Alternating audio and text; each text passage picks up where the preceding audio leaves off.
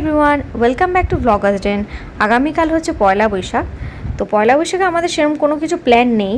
তো আজকেই সেইভাবে কোনো রকম প্ল্যান ছিলও না, তো হঠাৎ করে বেরোনোর প্ল্যানটা হয়ে গেল।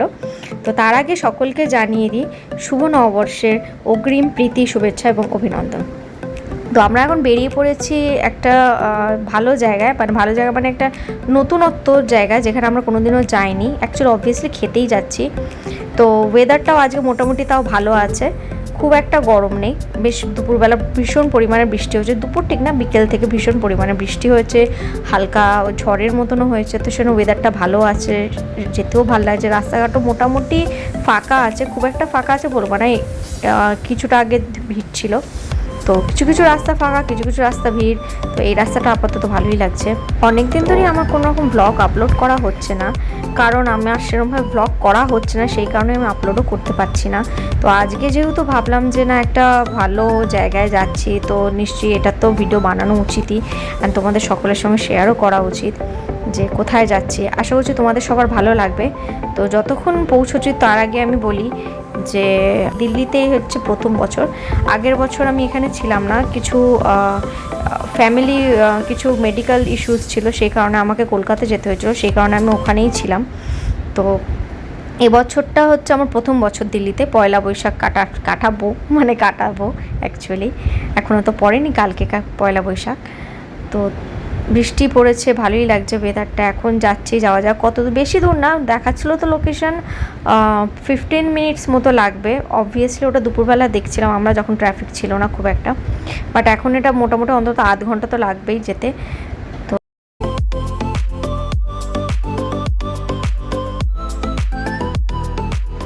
এত সুন্দর ওয়েদারে কার না ভালো লাগে বেরোতে, যদিও বা সুন্দর ওয়েদার ছিল না, দুপুরবেলা থেকে বৃষ্টিটা পড়েছে বলে, একটু হালকা হাওয়া ঝড়, মানে ঝড়ের মতনই বলা যেতে পারে, হয়েছে বলেই ওয়েদারটা এত সুন্দর ঠান্ডা হয়ে গেছে। আর এই ঠান্ডা ওয়েদারে কলকাতায় থাকতে আমার এখনও মনে আছে টুকটাক ফুচকা খেতে বেরোনো কি একটু চা খেতে বেরোনো, এটা লেগেই ছিল। বাট দিল্লিতে সেরমভাবে সুযোগও হয়ে ওঠে না, কারণ আর যদি সুযোগ হয়ে ওঠেও না, সেই ইচ্ছাটা আসে না, সেই মানে ওই অনুভূতিটাও আসে না যে হ্যাঁ কলকাতার মতো। তো যাই হোক, আমরা পৌঁছে গেছি, গাড়িটা আমরা পার্ক করেছি ওখানে। আর ইন্দ্রদা ফোন আনতে ভুলে গেছে, দিন আবার যাচ্ছে ফোন আনতে। জিপিএসে লোকেশন দেখতে দেখতে আমরা অলরেডি চলে এসেছি। তো আর বেশি এগোলাম না গাড়িটা নিয়ে, যদি ওখানে পার্কিং না পাওয়া যায়, তো সেই জন্য আমরা সবাই ডিসাইড করছি যে হাঁটা দেওয়াটাই বেটার হবে আমাদের পক্ষে। তো দেখা যাক কত দূর আছে। আর এই দেখো একটা ছোট্ট ছানা শুয়ে আছে। আর রাস্তাঘাটে না আমার এরম কুকুর দেখলেই মনে হয় চটকাতা। সৌভিক আমাকে একটা প্রশ্ন করে, তোর ভয় লাগে না? তো যাই হোক, তো আমরা পৌঁছে গেছি আমাদের জায়গাটায়। আমরা এসছি হচ্ছে আজকে হানসিক দাং বলে একটা কোরিয়ান রেস্টুরেন্টে। হোর্ডিংয়ে তোমরা দেখতে পাচ্ছ, এটা হচ্ছে এন্ট্রেন্সটা। একটাই প্রবলেম যেটা আমার মনে হচ্ছে, সেটা হচ্ছে প্রথমে আমরা যেটা আমাদেরও খুঁজতে অসুবিধা হচ্ছিল, সেটা হচ্ছে হোর্ডিং যে বোর্ডটা রয়েছে, ওটা যেহেতু কোনো রকমভাবে প্রপারভাবে শো হচ্ছে না, সেজন্য অনেকেরই এটা একটু খুঁজতে একটু সমস্যা হবে। বাট জায়গাটা এমনিতে লোকেশন এরিয়াটা বেশ ভালো। তো আমরা এখন ওপরে উঠছি, দেখা যাক কেমন। ইনস্টাগ্রামে অ্যাকচুয়ালি আমরা পেয়েছি, আমরা মানে ইন্দ্রদা খুঁজে পেয়েছে। ইন্দ্রদা খুঁজে পেতেই বলে যে ন্যাচারালি আমাদের একটা ইন্টারেস্ট গ্রো করেছে, হ্যাঁ চলো সবাই মিলে যাওয়া যাক। তো এই দেখো কি সুন্দর, এখানে বিটিএসই মনে হয়, আমি খুব একটা কোরিয়ানে দেখি না। হ্যাঁ যতদূর জানি ব্ল্যাক পিঙ্ক, বিটিএস এই দুটোরই আমি জানি। তো ব্যান্ডের পোস্টার লাগানো রয়েছে, অ্যান্ড এরা কারা আমি জানি না, সত্যিই জানি না। কোরিয়ান ল্যাঙ্গুয়েজ লেখা আছে, সেটা তো আরোই বুঝতে পারবো না। আর এদেরকে তো চিনি না, শুধু মুখ দেখি আর সবাইকে একই রকম দেখতে লাগে। নো অফেন্স, আমি জাস্ট ইয়ার্কি মারলাম। বাট না সত্যি ভালো, এদেরকে দেখতেও সুন্দর, আর এদের স্কিনও খুব ভালো।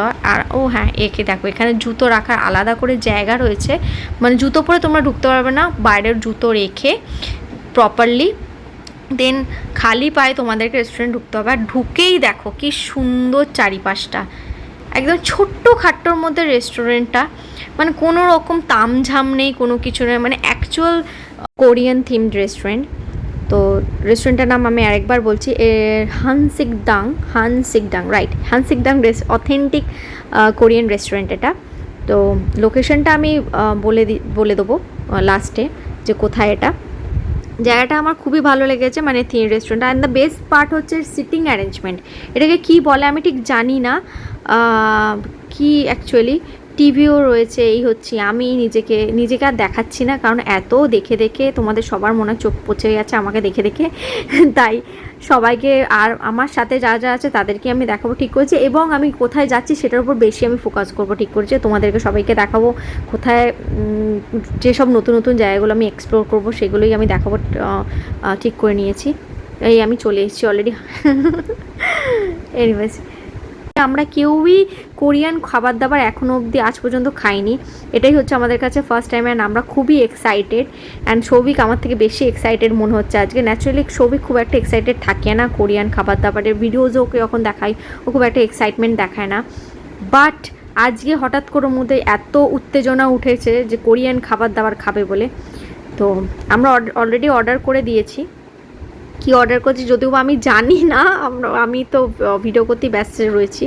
তো এইটা মনে হয় সাম কাইন্ড অফ কিছু একটা টি দিয়েছে। ও, এটা বার্লি টি, খেয়ে দেখা যাবে কেমন। দেখতে তো বেশ ভালোই লাগছে, আমাদের চায়ের মতো তো নিশ্চয়ই হবে না।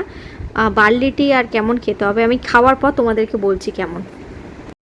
এই হচ্ছে মেনু, আর এই হচ্ছে আমার বার্লি টি। টেস্ট করে দেখলাম অনেকটা মুড়ি জলের মতনই আমার খেতে লাগলো, মানে মুড়ি ভিজিয়ে যে জলটা হয় সেটা। আর এটা যেটা দেখতে পাচ্ছ এটা হচ্ছে স্টাফদেরকে ডাকার জন্য, অর্ডার প্লেস করার জন্য তুমি ডাকতে পারো। ফার্স্টেই চলে এসছে ননভেজ কিম্বাব, তার সঙ্গে আনুষঙ্গিক অনেক কিছু দিয়েছে সেইগুলো রয়েছে। এটা ফার্স্টে আমাদের এসছে, আরও অনেক কিছু অর্ডার করা হয়েছে, সেগুলো পরে দেখাচ্ছি।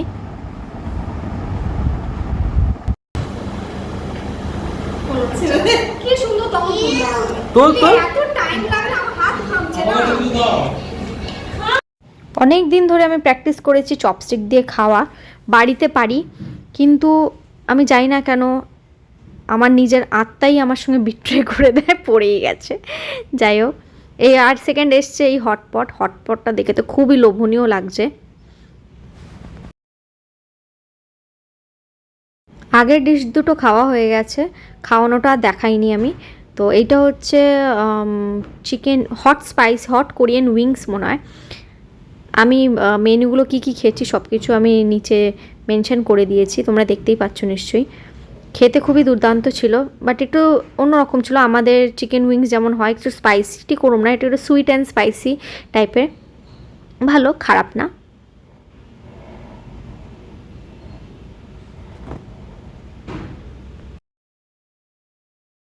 খাওয়া দাওয়া প্রায় মোটামুটি শেষ, বিলও চলে এসেছে। বিলটা পুরো আগেকার দিনে যেমন ছোটোবেলা আমরা দেখতাম হাতে লেখা বিল ওরমই।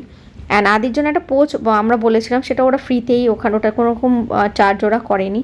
তো আমাদের এখন বাড়ি ফেরার পালা, নিচে নামছি। প্রায় রাত্রির এখন 10টা, সাড়ে 10টা তো বেজেই গেছে। বাড়ি ফিরতে ফিরতে 11টা 15 তো বেজেই যাবে। আমাদের কোরিয়ান ফুড ট্রাই করা হয়ে গেল। এখন বাড়ির পথে। হ্যাঁ, নেবে না, অন্ধকার তো নেবে না, এটা পারবে না এখন। এরোপ্লেন অন্ধকার পুরো, অ্যাকচুয়ালি অন্ধকার না, অনেকগুলো গাড়ি পার্ক করা আছে। হ্যাঁ হ্যাঁ, আমরা বাড়ি ফিরছি। বাড়ি ফেরার পথে রাস্তাঘাট একেবারেই ফাঁকা চারিদিক। হঠাৎ এখন ফেরার পথে মনে হলো যে না, একটু মুখ মিষ্টি কিছু একটা করা উচিত, মনটা কেমন মিষ্টি মিষ্টি করছে। তো মিষ্টি তো এখানে মিষ্টির দোকান তো আর খুঁজে পাবো না, আর কলকাতার মতো মিষ্টির স্বাদও এখানে কোথাও নেই। সেই অথেন্টিক অ্যাকচুয়াল কলকাতার মিষ্টি খেতে গেলে কলকাতাতেই আমাকে যেতে হবে, যেটা এখন একেবারেই সম্ভব নয়। তো সেই কারণে আমরা ডিসাইড করেছি যে একটু আইসক্রিম খাওয়া গেলে ভালো হয়। তো কাছাকাছি কোনো একটা আইসক্রিম পার্লার যদি খোলা থাকে, দ্বারকার সাইডে মানে দ্বারকা মোড়ের কাছে একটা ভালো আইসক্রিম পার্লার আছে, তো সেখানে এখন যাচ্ছি, জানি না খোলা আছে কি না। তো চলো তোমাদের ওখানে গিয়ে দেখাচ্ছি।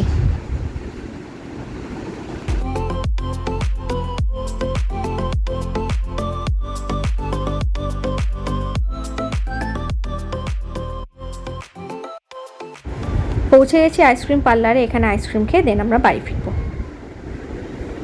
আইসক্রিম খেয়ে আমরা এখন বাড়ি ফিরছি, ফিরতে আর 10 মিনিট মতো লাগবে। তো ব্লগটা আমি এখানেই আজকে এন্ড করছি। আগামীকাল পয়লা বৈশাখ, তোমরা খুব ভালো মতো নতুন বছর কাটিও। অ্যান্ড আমার চ্যানেলটাকে সাবস্ক্রাইব করো যারা যারা করোনি। অ্যান্ড আমার ব্লগটা ভালো লাগলে লাইক কমেন্ট শেয়ার করো, এবং আবার দেখা হবে পরের একটা ব্লগে। Till then good night.